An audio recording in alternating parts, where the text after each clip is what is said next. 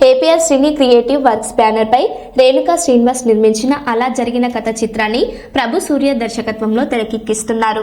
విజయ్, శీతల్ భట్ జంటగా నటిస్తున్న ఈ థ్రిల్లర్లో చిత్రం శ్రీను, రవివర్మ, జ్యోతి, జబర్దస్త్ రాజమౌళి కీలక పాత్రలు పోషిస్తున్నారు.